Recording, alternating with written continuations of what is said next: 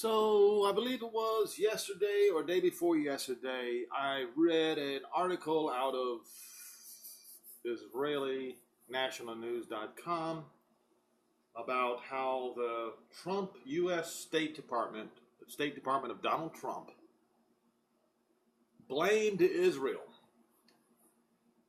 for the Temple Mount riots,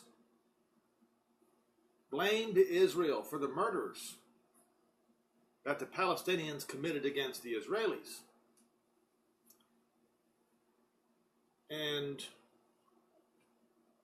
now there's another article. This one was posted yesterday on the same news site, IsraelNationalNews.com. It says, "Did State Department copy old reports to whitewash PA?" Old reports? Let us read. And it won't take long to figure out what's going on here. Two prominent former Israeli diplomats accused the U.S. State Department of copying parts of old reports into newer reports in order to whitewash the Palestinian Authority's incitement to violence, the Jews News Service reported. Last week, the State Department released its annual assessment of global terrorism for 2016. Former Ambassador Alan Baker and ex-diplomat Lenny Ben David noted that the report used nearly identical language to defend the Palestinian Authority from accusations of incitement for the 10th consecutive year. The Palestinian Authority has taken significant steps during President Mahmoud Abbas's tenure, 2005 to date, to ensure that official institutions in the West Bank under its control do not create or disseminate contents that incite violence, the report states. Remember, this is a 10-year-old, what did they say, a 10-year-old report, yes. The exact same sentence has been used in every annual assessment of global terrorism since the 2013 report. Other instances of identical sentences being used in different years were also noted, going all the way back 10 years. Former Ambassador Alan Baker, who has served on Israeli delegations during negotiations with the Palestinian Authority, and as the former director of the Foreign Ministry, told JNS that State Department officials seem to be taking previous reports and copying them, making slight changes where they consider it relevant, rather than actually assessing the Palestinian Authority a role in incitement. Ambassador Baker said the Palestinian Authority was not taking significant steps against incitement, as the State Department reported, or as the State Department stated, but the opposite is the case. Their own actions, statements, and publication naming streets and squares after terrorists, formally paying fees to terrorist families, all point to a distinctive step backwards in violation of the Palestinian commitments pursuant to the Oslo Accords. The former ambassador said the effect of the report is that the Palestinians see it as a license to continue and as support, yes, as overt support for their struggle. If the State Department closes a blind eye, this is tantamount to giving a green light. Former Israeli diplomat Lenny Ben David, who held the second-ranking position in the Israeli embassy in Washington, D.C. from 1997 to 2000, agreed. Ben David said that the State Department does copy from year to year, and that it has been able to do so for years because who pays attention? I guess they don't believe that our Father in heaven exists, do they? Because he pays attention. But they don't care about him, and neither do they fear him, do they? I'll continue. Ben David added that the State Department intentionally misrepresents the Palestinian Authority's actions in its reports because it is afraid that Congress will decide to slash U.S. funding to the Palestinian Authority over its incitement and support for terrorism. The State Department fears that its own words will be used to buttress congressional efforts to cut aid to the Palestinian Authority. Imagine what a truthful report on incitement would do to assist passage of the Taylor Force legislation. The Taylor Force Act, which is currently making its way through Congress, would cut all funding to the Palestinian Authority as long as it continues its policy of monetary subsidies for terrorists. This bill is named for Taylor Force, an American citizen who was murdered by an Arab terrorist in Jaffa in 2016. Now,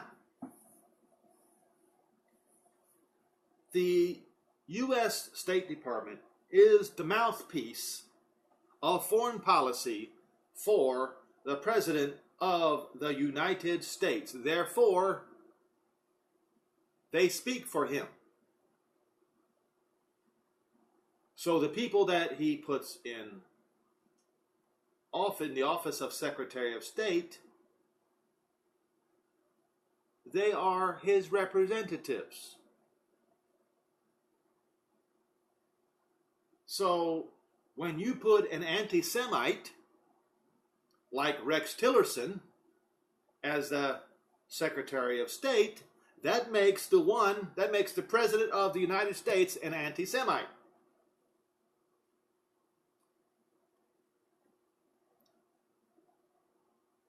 I read that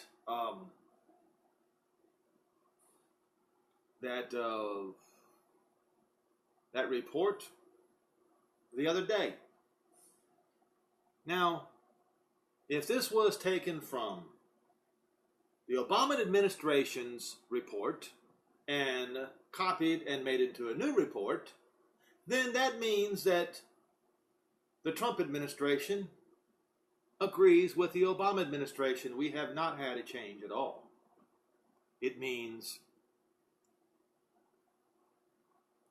the people who voted in the United States for a change were defrauded. It means Israel was defrauded, was lied to.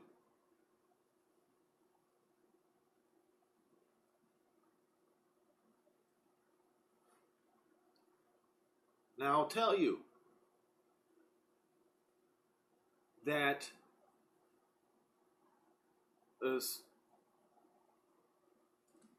I believe the Taylor Force Act is too late. The United States government has taken taxpayers' money and they have used it to slaughter Israelis in the Holy Land. That's right. What difference does it make if I say that the United States government gave money to terrorists who killed the Israelis, or if I say the U.S. government did it themselves? There is no difference. If you fund terrorists who kill the Jews, then you kill the Jews.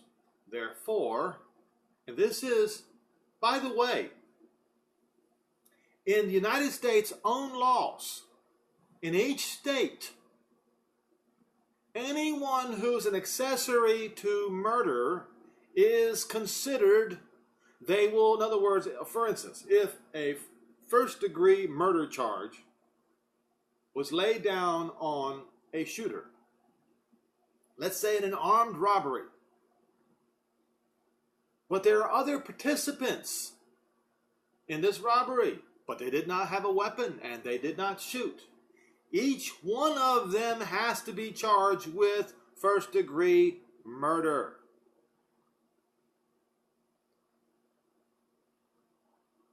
Now, what about the one who financed, who bankrolled, provided a getaway car and was a getaway driver. That one gets charged with the same crime as well. Therefore, the United States government, representing the people of the United States, is guilty of practicing genocide against the Jews based upon their own laws. You see, the Palestinians, the Arabs, they practice genocide against the Jews since long ago, since the Romans came in and destroyed Jerusalem and the temple. That was genocide. Okay? The Arabs joined in. They joined in the genocide. In the most heinous butchering and slaughtering of people that the Middle East had ever known.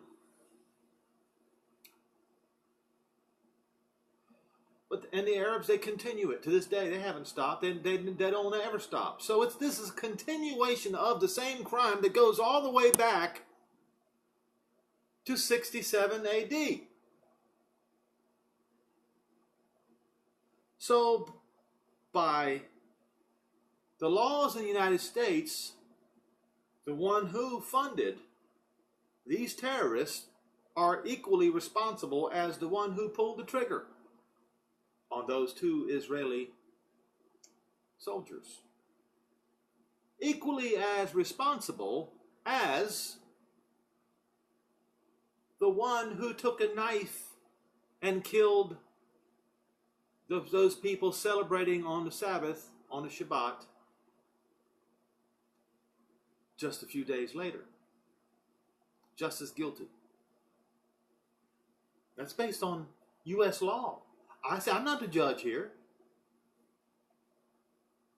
You see, the U.S. government, the state governments, they're the ones who do the judging. So each and every state, in the United States now is guilty of of this. What then? This is based upon your own laws, United States of America. That's why I wonder, is Taylor forced to act too late? Yes, it is. The damage is done.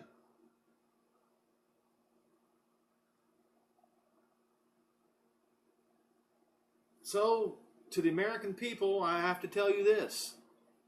Your lands will be emptied of all Israel. Everything Israel. All the Jews will leave.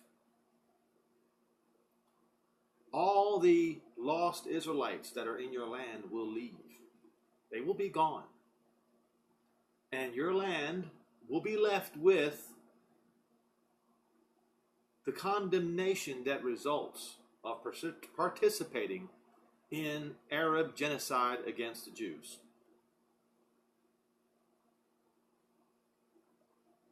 Based upon your laws, based upon your judgments.